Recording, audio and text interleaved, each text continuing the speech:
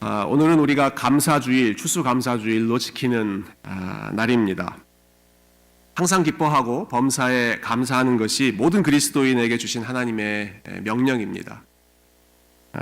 그렇지만 동시에 1년 중에 어느 한 날, 일정한 날을 구별해서 특별히 감사의 의미를 더 깊게 새겨보는 것 역시 하나님이 우리에게 주신 귀한 뜻입니다. 어떤 분들은 교회에서 이렇게 일정한 절기를 구분해서 꼭 지켜야 하느냐, 우리 주님의 부활을 기념해서 드리는 주일이 가장 거룩한 날인데 꼭 굳이 절기를 지켜야 하느냐, 이러한 주장을 하시는 그런 논리를 펼치시는 분들도 계십니다. 그래서 추수감사절은 말할 것도 없고 성탄절, 부활절 이런 것도 굳이 지킬 필요 없이 우리는 주일만 잘 지키면 된다, 이렇게 주장하시는 것이죠. 원리상으로는 맞습니다. 원리상으로는 맞는데 현실적으로는 그렇지가 않습니다. 매일매일 everyday가 우리 하나님이 주인 되시는 거룩한 날 맞습니다. 그런데 우리가 연약해서 매일매일을 하나님이 주인 되시는 날로 지키기가 쉽지 않습니다. 그래서 일주일에 하루를 정해서 나와서 하나님을 특별히 더 기억하라고 하신 것이죠. 1년 52주 매 주일이 하나님을 노래하고 예수 그리스도의 부활을 우리가 셀러브레이트하는 거룩한 주일 맞습니다. 그렇지만 매 주일 우리가 하나님 앞에 감사하지만 그 감사의 제목들이 너무 습관적으로 되기가 쉽기 때문에 특히 1년의 며칠은 더 하나님 앞에 감사하는 날로 구별해서 지키는 것이 우리의 연약함을 생각하셨던 하나님의 지혜인 것이죠. 제가 미국에 처음 살았던 지역이 플로리다인데요. 플로리다는 여러분 아시지만 1년 12달 날씨가 거의 비슷합니다. 항상 따뜻한 날씨입니다. 그래서 이날이 전날 같고 전날이 이날 같습니다. 어제가 오늘 같고 오늘이 내일 같고 그날이 그날 같은 그런 느낌이 플로리다에 있을 때 많이 있었습니다. 계절의 구분이 없을 때 그렇게 되는 것이죠. 그래도 아틀란타는 여러분 계절의 변화가 조금 있지 않습니까? 제가 아틀란타 오니까 어떤 분이 그러시더라고요. 목사님, 아틀란타에 있는 사계절이 뚜렷합니다. 초여름, 여름, 늦여름, 가을, 이렇게 사계절이 뚜렷하다고 하시더라고요. 글쎄요, 뭐 다른 지역처럼 봄, 여름, 가을, 겨울이 뚜렷하지는 않다고 하더라도 우리는 작은 계절의 변화를 보면서 시간이 가는구나, 또 새로운 마음이 우리에게 필요하구나 하는 것을 느끼게 되는 것이죠. 마찬가지로 하나님께서 우리에게 절기를 지키라고 하신 것 역시 그냥 흘러가 버리는 시간 속에서 구분을 해 주심으로써 하나님을 향한 마음을 새롭게 하라는 하나님의 지혜로운 뜻인 것입니다. 오늘 우리가 읽은 이 레위기 23장에 보면 하나님께서 이스라엘 백성들에게 1년에 반드시 지켜야 한다라고 말씀해 주셨던 절기가 3가지 나옵니다. 저희가 오늘 본문에서 읽은 절기는 그 3가지 절기 중에서 마지막 절기, 1년의 마지막 시기에 보냈던 초막절이라고 하는 절기, 그 내용을 저희가 함께 읽었습니다. 이 절기를 지키는 시기가 나와 있는데요. 여러분 39절 한번 보시겠어요? 34절에도 나와 있습니다만 39절 보시면 너희가 토지 소산 거두기를 마치거든 7째 달 15째 날부터 이래 동안 여호와의 절기를 지켜라 라고 말씀하셨죠. 토지 소산 거두는 것을 마치는 때 7째 달 15째 날 되는 그 시기에 7일 동안 여호와의 절기를 지키라고 하나님께서 명령하셨습니다. 이스라엘의 종교 달력은 3월 중순이 1월 1일입니다. 종교, religious calendar가 그렇게 됩니다. 그렇기 때문에 이 7월 15쯤 되면 우리식으로 말하면 아마 10월 말 정도, 그러니까 한 해 농사가 거의 끝나는 시기가 되는 것이죠. 그때 일주일을 따로 구별해서 다 같이 모여서 하나님 앞에서 celebrate 해라라고 하는 것이죠. 한 해의 수확물을 풍성하게 거둔 시기가 바로 이 초막절이기 때문에 시기적으로 보나 또 그 의미상으로 보나 아마 오늘 우리가 지키는 이 추수감사주일과 이 초막절의 상황이 가장 비슷한 상황이라고 생각하고, 그래서 이 초막절의 의미를 생각하면서 우리가 하나님 앞에 무엇으로 감사해야 할 것인지를 저와 여러분이 오늘 예배를 통해서 다시 한번 확인하는 시간 되었으면 좋겠습니다. 흥미로운 사실이 한 가지 있는데요. 그것은 이 시기에 이스라엘의 달력에서 7째 달에 지켰던 절기가 초막절만이 아니었다라고 하는 것입니다. 초막절을 지키기 전에 더 중요한 날이 하루 있었습니다. 오늘 읽지는 않았지만 27절에 보시면 아마 스크린에 나올 것 같은데요. 7째 달 열흘날, 그러니까 초막절이 되기 5일 전이지요. 7째 달 열흘날은 속죄일이니 너희는 성회를 열고 스스로 괴롭게 하며 여호와께 화제를 드려라. 7월 10일이 되는 날은 이스라엘 백성들에게 가장 중요한 속죄일입니다. 1년 중에 이 날이 이스라엘 백성들에게는 가장 중요합니다. 왜냐하면 이 날 하루에는 이스라엘의 모든 백성을 대표하는 대제사장이 1년에 딱 한 차례 가장 거룩한 곳이라고 할 수 있는 지성소에 들어가는 그런 날이기 때문에 그렇습니다. 물론 제사장들이 매주 또 매일 정기적으로 하나님 앞에 제사를 드리고 속죄 제물을 드리고 그랬죠. 그렇지만 이 날만큼은 대속죄일, The Day of Atonement라고 부르는, 또 유대인들은 욤 키프루라고 부르는 그런 중요한 날이죠. 이 날만큼은 대제사장이 이스라엘의 모든 죄를 자기가 끌어안고 하나님 앞에 대표로 나아가는 것입니다. 그래서 그 하나님 앞에 대속죄일을 지키고 나오면 우리가 가지고 있었던 모든 죄를 하나님께서 용서해 주셨다. 우리가 다시 정결해졌다. 이 땅, 이 민족이 깨끗해 되었다라고 하는 것을 확인하고 하나님 앞에 감사를 드리는 것이죠.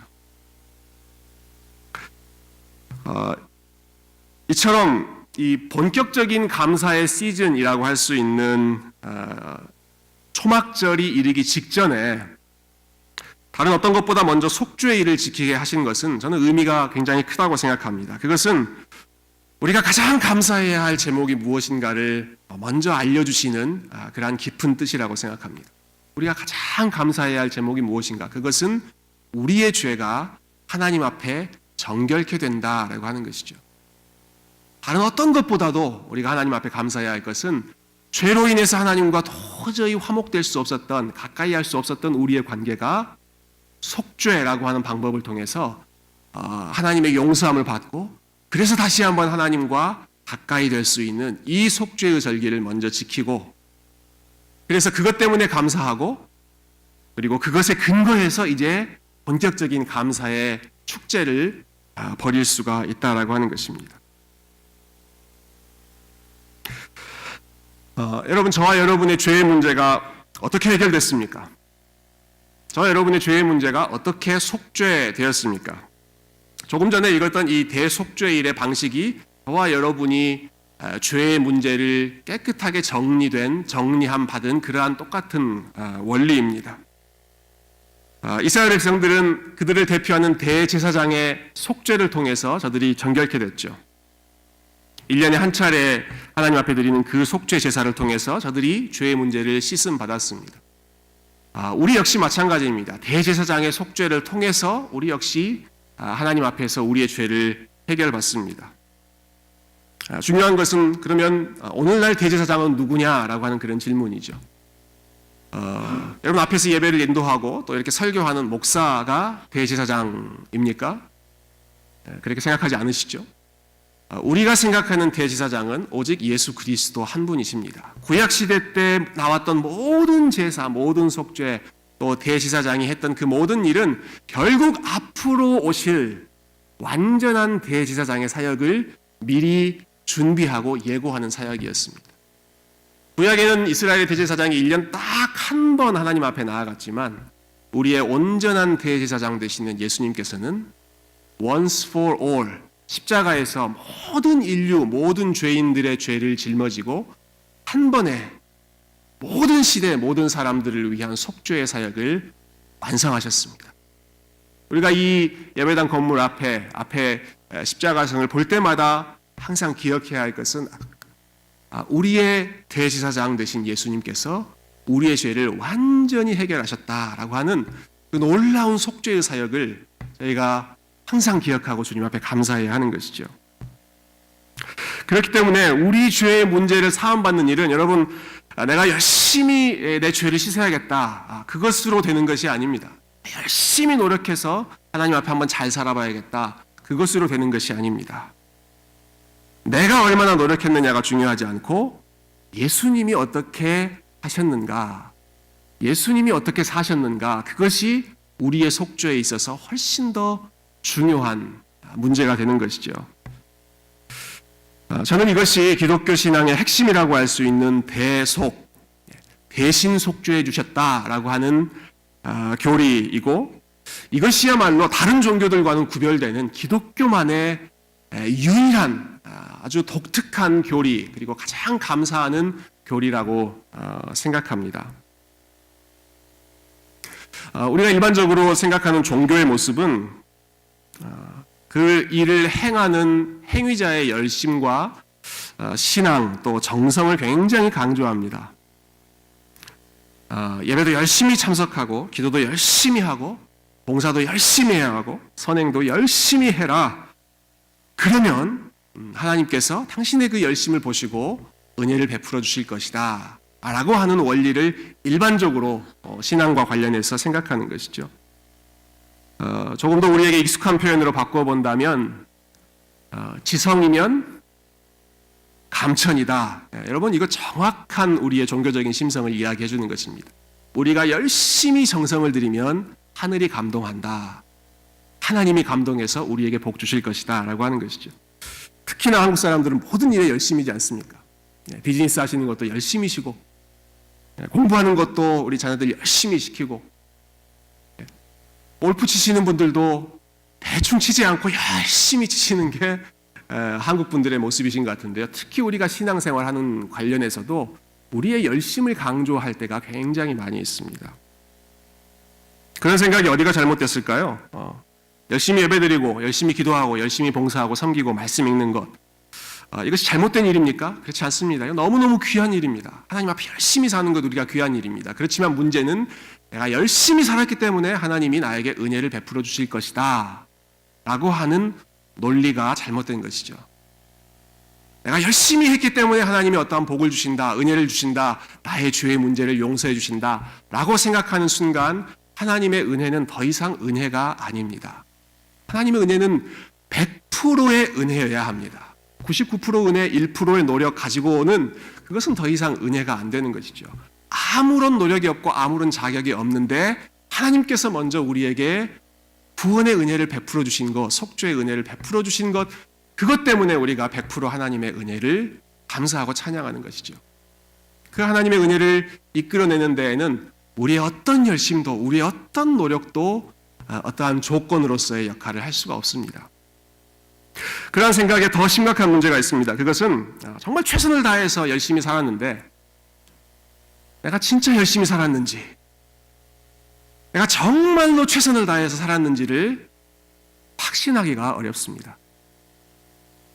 내 딴에는 열심히 살았다고 생각하지만 스스로에게 정말로 네가 100% 최선을 다해 살았느냐라고 물어본다면 그 질문에 대해서 그렇다라고 이야기할 수 있는 사람이 많지 않습니다.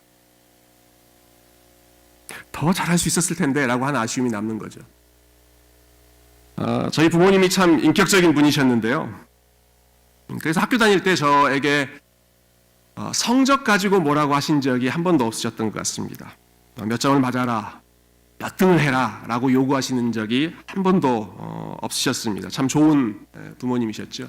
그 대신 한 가지만 딱 당부하셨습니다. 아들아, 내가 원하는 것은 어떤 점수가 아니라 네가 최선을 다하는 것이다.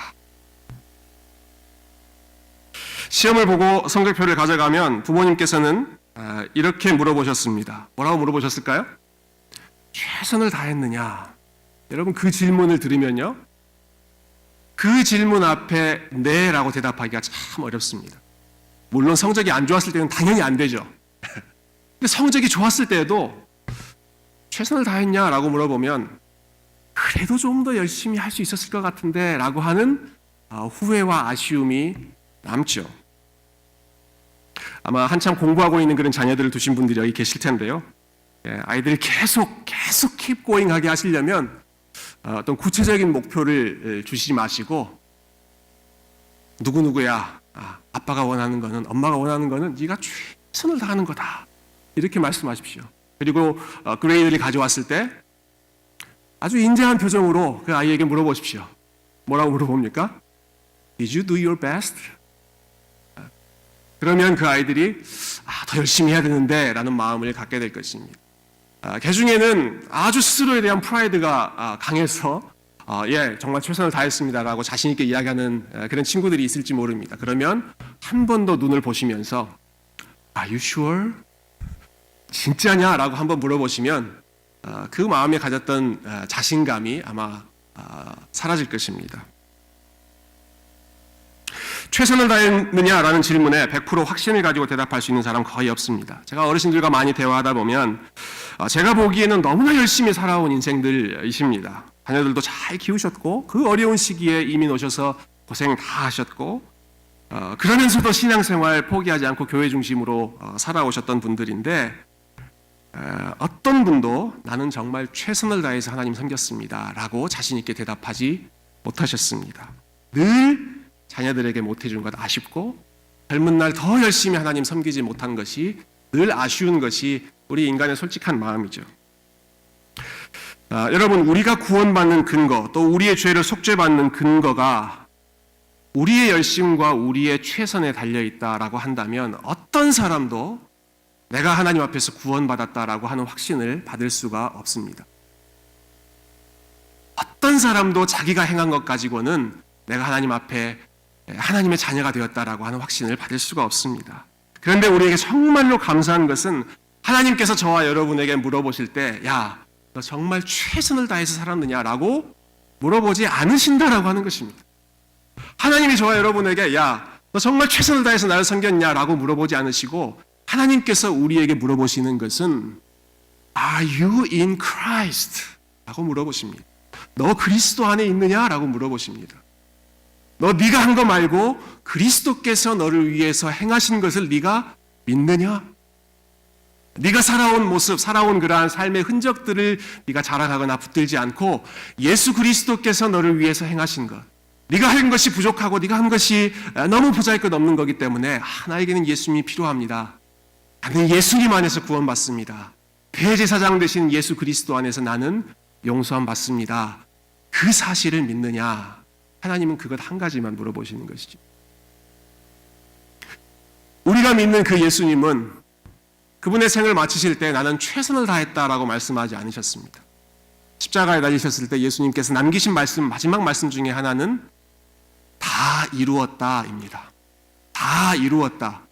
죄인의 구원을 위해서 남김없이 내가 다 이루었다. 그러니까 이 다 이룬 구원의 사역, 속죄의 사역을 받아들이는 사람은 어느 누구도 예외 없이 하나님과의 관계가 회복될 것이고 어느 누구도 예외 없이 내가 구원받았다라고 하는 확신을 누릴 수 있다.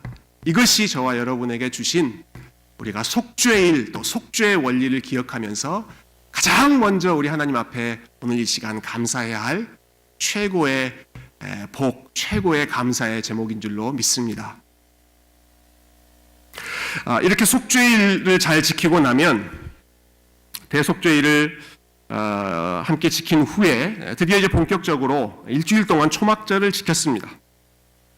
오늘 우리가 함께 읽은 내용이 초막절의 내용이죠. 그런데 이 초막절의 분위기를 보면 이 절기는 아주 풍성한 즐거움이 넘치는 그런 절기였습니다. 특히 이 절기 때 하나님 앞에 드리는 제물의 목록만 보더라도 이 절기가 얼마나 풍성한 절기인지를 저희가 알 수 있는데요. 37절과 38절 한번 보시겠어요? 여러 제사들의 이름이 나오는데요. 37, 38절 제가 읽어보겠습니다. 이것들은 여호와의 절기라. 너희는 공포하여 성회를 열고 여호와께 화제를 드릴지니 번제와 소제와 희생제물과 전제를 각각 그 날에 드릴지니 이는 여호와의 안식일 외에 너희의 헌물 외에 너희의 모든 서원제물 외에 또 너희의 모든 자원제물 외에, 그러니까 엑스트라로 더 하나님 앞에 드려야 하는 그러한 예물, 그러한 제물들이다. 번제, 소제, 희생제, 전제 여러 가지 종류의 지금 내용들이 나옵니다. 그게 어떠한 어떠한 제사들인지 그거 다 살펴볼 시간이 오늘은 없죠. 그렇지만 한 가지 분명한 사실은 하나님 앞에 드리는 제사의 종류가 굉장히 많았다라고 하는 것입니다. 이 초막절에. 그 말인즉슨 하나님이 없는 것 중에 너희들 이렇게 많이 가지고 와라라고 하셨겠습니까?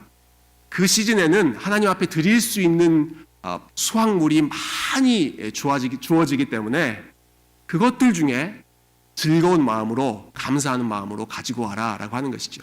그러니까 한 해의 농사, 한 해의 수확물을 풍성하게 거둔 후에 그것 가지고 하나님 앞에 나아가는 절기가 이 초막절이었던 것이죠.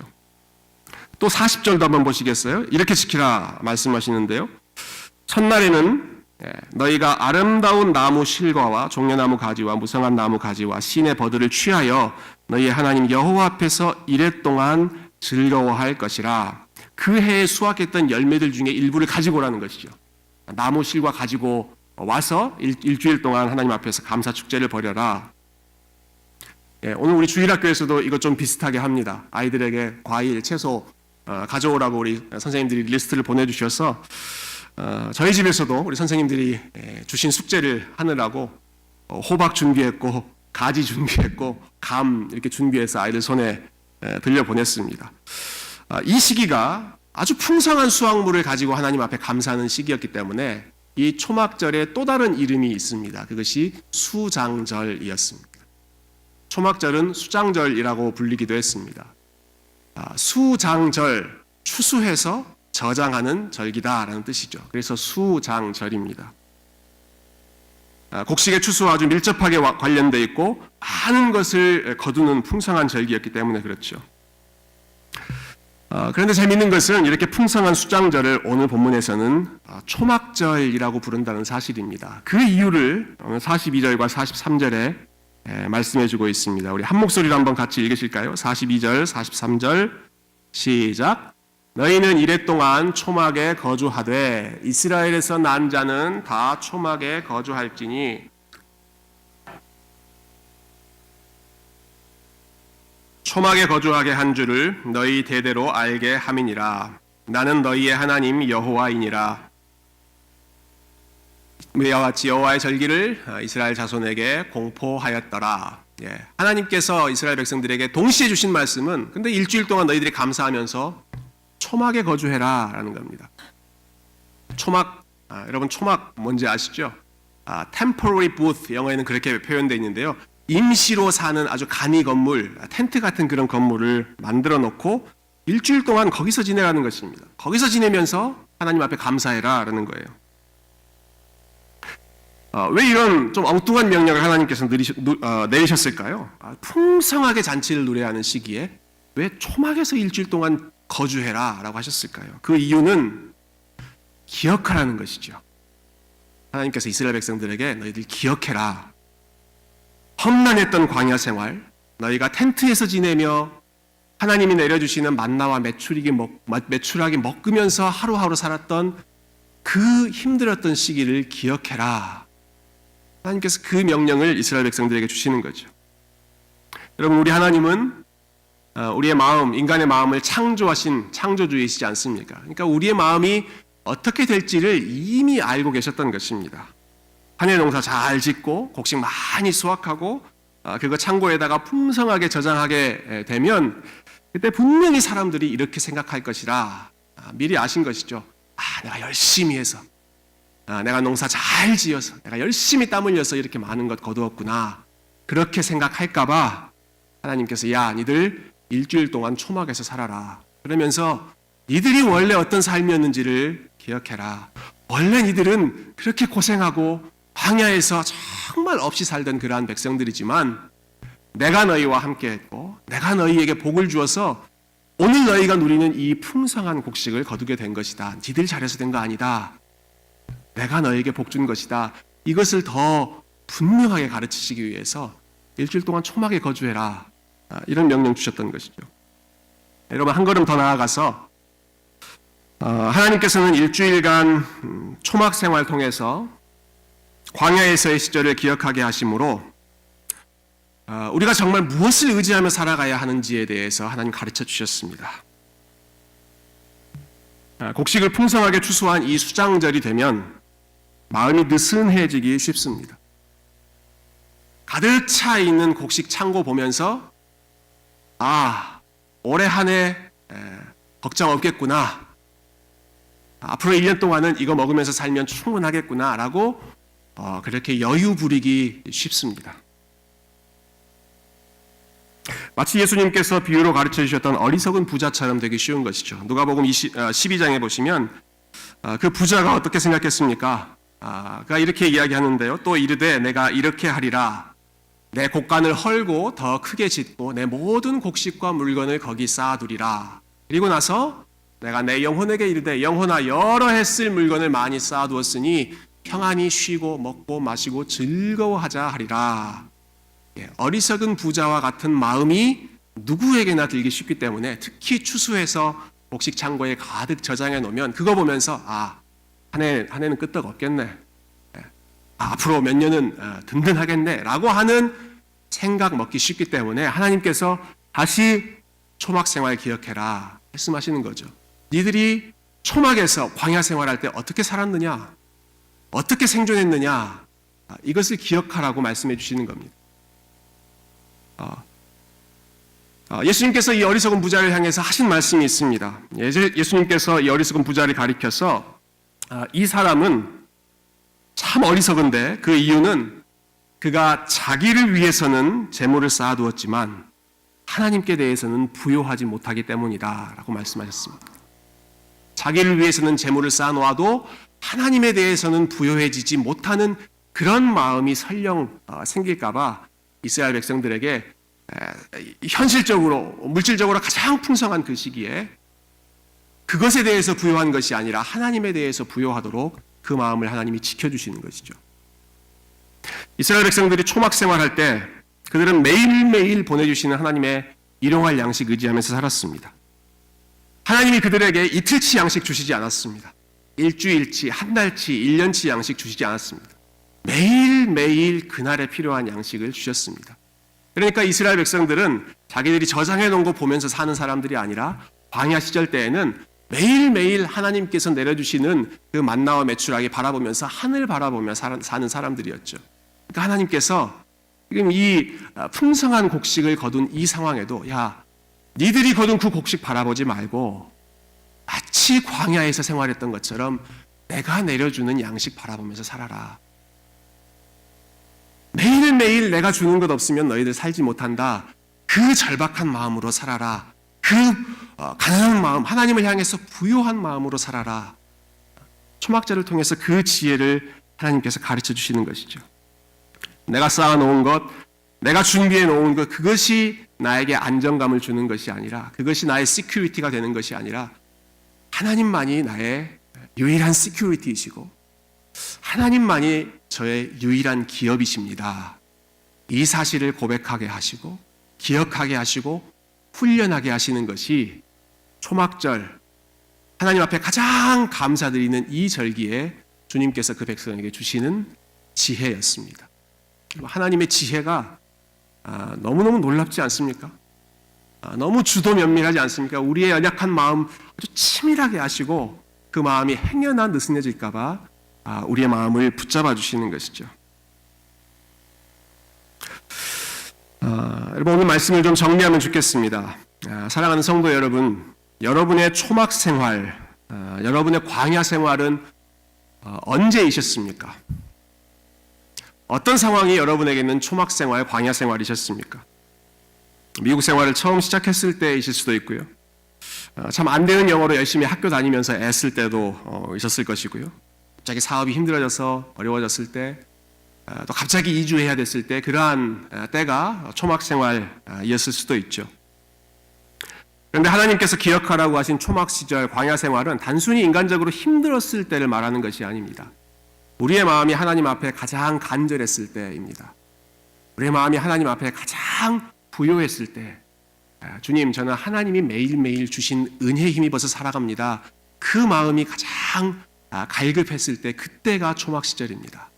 하나님은 그때를 기억하라고 하시는 것이죠. 성경에서 광야는 결코 저주받은 장소가 아니었습니다. 성경에서 초막 시절은 너무 고생해서 기억하고 싶지도 않은 그런 끔찍한 시기가 아니었습니다. 하나님은 초막 시절을 기억해라 라고 하십니다. 그때가 너희에게 유익한 시간이다라는 것이죠.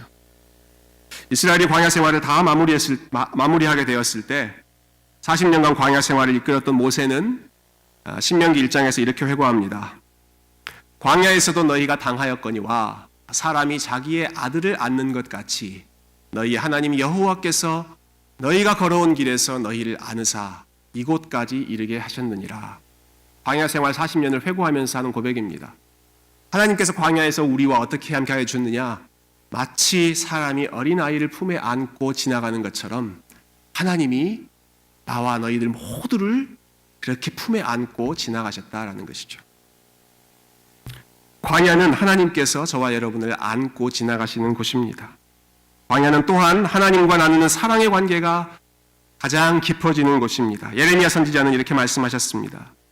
여호와께서 이와 같이 말씀하시기를 내가 너를 위하여 내 청년 때의 인애와 내 신혼 때의 사랑을 기억하노니 곧 씨 뿌리지 못하는 땅 그 광야에서 나를 따랐음이니라. 하나님께서 보시는 광야는 이스라엘 백성들이 마치 신혼 때에 사랑하는 그런 관계처럼 하나님과 가장 친밀하게 그 길을 걸어갔던 곳, 그곳이 하나님 보시는 광야였던 것이죠. 혹시 광야의 시절을 잠시 잊어버리고 살아가는 분이 계시다면 풍성한 수확을 거둔 바로 그때에 초막 생활을 기억해라 라고 말씀하셨던 그 하나님의 지혜를 오늘 이 시간 한번 되새겨 보시기를 바랍니다. 내가 어떻게 여기까지 왔는지, 하나님이 얼마나 내 삶에 신실하게 함께해 주셨는지를 기억하시기를 바랍니다. 혹시 지금 현재의 삶이 광야이신 분이 계십니까? 제가 세교에 온 지 몇 주 안 됐는데요. 참 어려운 상황에 계신 분들 이야기를 많이 들었습니다. 사업 때문에 참 가정이 어려워지신 분들도 계시고, 신분 문제 때문에 마음 졸이며 하루하루 보내시는 분들도 계시고요. 또 건강 문제 때문에 이전에 너무 자연스럽게 누렸던 그런 일상을 포기해야 되는 그러한 분들도 참 여럿 계시는 것을 들었습니다. 그런 분이 혹시 계시다면 광야가 어떤 곳인지 다시 한번 기억하시면 좋겠습니다. 광야는 하나님이 자기의 아들을 안고 지나가시는 곳이고, 광야는 하나님이 그 백성과 가장 친밀한 사랑을 나누는 곳입니다. 아무리 생각해도 감사할 이유를 찾기 힘든 광야와 같은 상황이지만 하나님을 향해서 오늘 말씀을 붙잡고 한번 이렇게 믿음으로 고백해 보신다면 하나님이 이 고백을 정말 기뻐 받지 않으실까요? 하나님, 제 상황은 너무 감사하기 힘든 그런 상황이지만 저의 상황 때문이 아니라 하나님의 선하심 때문에, 하나님께서 제 삶에 함께 하신다는 사실 때문에, 그리고 하나님께서 그리스도 안에서 나에게 주셨던 그 영적인 복 때문에 주님, 제가 감사하기로 믿음으로 결단하겠습니다. 여러분, 이렇게 감사의 고백을 하나님 앞에 드린다면 저와 여러분이 섬기고 저와 여러분이 예배하는 이 하나님이 정말로 살아계신 하나님이라면 그 상황에서 하나님 앞에 감사의 고백을 드리는 그 영혼을 누구보다 더 귀하게 하나님께서 기억하지 않으시겠습니까? 그 순간에서 정말 하나님밖에 없습니다라고 고백하는 그 삶의 아름다운 고백을 눈동자와 같이 하나님께서 아껴주시고 그 삶의 넘치는 복으로 하나님의 풍성한 임재로 함께해 주시지 않겠습니까? 오늘 우리가 추수감사주일로 말씀을 듣고 초막절의 내용들을 우리가 생각하는 가운데 우리가 행한 것, 우리가 누린 것 때문에 감사하는 것이 아니라 하나님이 우리에게 얼마나 많은 것을 주셨는지, 이미 예수 그리스도 안에 우리의 삶을 액셉트해 주셔서 더 이상 우리의 행한 것이 아니라 예수 그리스도 안에서 우리에게 넘치는 하늘의 복을 주셨고, 혹시 광야의 시절을 다 거친 분, 지금은 조금 평안해진 그런 분이 계셨다면 하나님, 지난 광야의 생활 함께해 주신 것 감사합니다. 그렇게 하나님 앞에 감사드리시고요. 혹시 지금 여전히 광야의 상황 속에서 하루하루 한 걸음 힘든 걸음을 걸어가고 계시다면 주님, 비록 지금 광야지만 하나님 함께 하시는 줄로 믿습니다. 저는 그렇게 믿음으로 살아가겠습니다. 그러한 감사의 고백으로 우리 하나님께 영광 돌리는 우리 세교회 모든 성도님들 되시기를 주님의 이름으로 축원드립니다. 함께 기도하겠습니다.